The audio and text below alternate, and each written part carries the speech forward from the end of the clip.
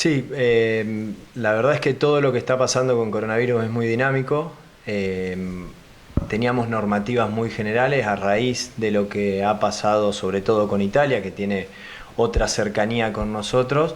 El riesgo de introducción del coronavirus al país se hace un tanto más factible.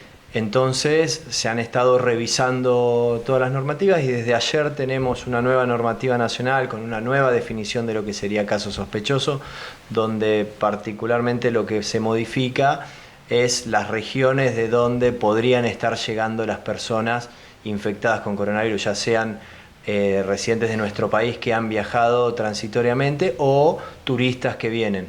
Entonces se enciende, digamos, una alarma donde tenemos que estar atentos a la llegada de casos, bien, de personas que provienen de estos países. Eso está muy claro, cada lugar se tiene que organizar para atender a estos posibles casos, pero la verdad que lo que nos preocupa también es otra cuestión que quizá no está tan abordada en estos protocolos que nos mandan de Nación, y tiene que ver con qué pasa con esas personas que han viajado, que han vuelto o que son turistas y que no presentan síntomas realmente. Entonces lo que lanzamos fue una campaña a la comunidad donde las personas tienen que estar atentos a cuáles serían los primeros síntomas de la enfermedad para consultar, para detectarlos precozmente, para aislarlos del resto y para evitar la propagación, porque lo que no queremos es que empiecen a ocurrir casos, si eventualmente ocurrieran, y que no sean diagnosticados y que la enfermedad se esparza. Entonces, ese fue el destino, captar precozmente a los enfermos. Pero por otro lado, también entender que la introducción de la enfermedad va a venir, ¿sí?, en primer lugar por estos viajeros. Entonces, entender que las personas que hayan viajado, que estén viniendo, están particularmente en riesgo de desarrollar la enfermedad. Bien, entonces tienen que empezar a tomar cierta responsabilidad y ciertas precauciones. Bien, la cuestión es que hasta que se diagnostica, hasta que se consulta si la persona enferma, hay riesgo de transmisión a otra persona, y también por evidencia que vamos sabiendo de a poco, existe, aunque una posibilidad baja, de que las personas que aún no han desarrollado síntomas y están cercanos a hacerlo pueden estar transmitiendo la enfermedad. Entonces por eso es que pretendemos que toda la comunidad esté atenta, bien, y quienes hayan viajado sean responsables de evitar, ¿no?, por ahí contactos personales innecesarios, y que estén atentos al desarrollo de síntomas y consulten precozmente. Básicamente se ajusta a identificar aquellos lugares donde hay circulación del virus. Sabemos que el virus se ha esparcido en más de 50 países, pero la mayoría de ellos están recibiendo personas que han viajado de otros lugares y que ya vienen infectadas y desarrollan la enfermedad en el país pero también han habido lugares donde ha habido transmisión en la comunidad. Eso quiere decir que una persona que vino con la enfermedad se la transmitió a otra que no viajó.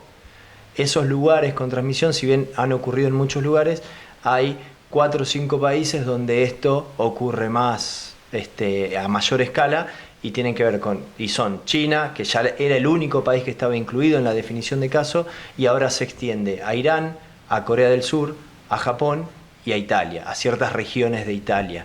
Pero bueno, como es un escenario cambiante, puede ser que en otro momento sean otros los países que se introduzcan, y eventualmente en algún momento ya dejaremos de identificar a los países si esto se convierte o no en una pandemia. Pero por ahora es necesario saber de dónde pueden venir los casos. Claro, porque el cuadro clínico, por eso la definición de caso sospechoso es la sumatoria del cuadro clínico más la posibilidad de un contacto con un enfermo o haber estado en una zona de transmisión. Entonces, no se modificó la definición de caso clínico, o sea, el cuadro clínico, porque el cuadro es muy específico, es fiebre, tos, falta de aire, dolor de garganta, bien, que puede dar cualquier otra enfermedad estacional, la gripe, que puede dar cualquier resfrío, ¿se entiende? Eso está en común con un montón de otras enfermedades, ¿bien?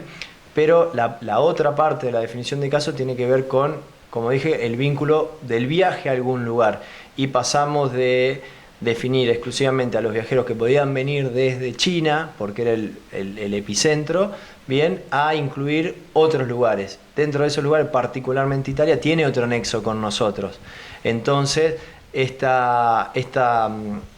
gran número, o este número que hubo de algunos casos que están siendo estudiados o que han sido estudiados y descartados, tienen que ver con turistas particularmente italianos, bien, que han presentado el cuadro clínico y que han sido estudiados, pero que bueno, se ha descartado la enfermedad.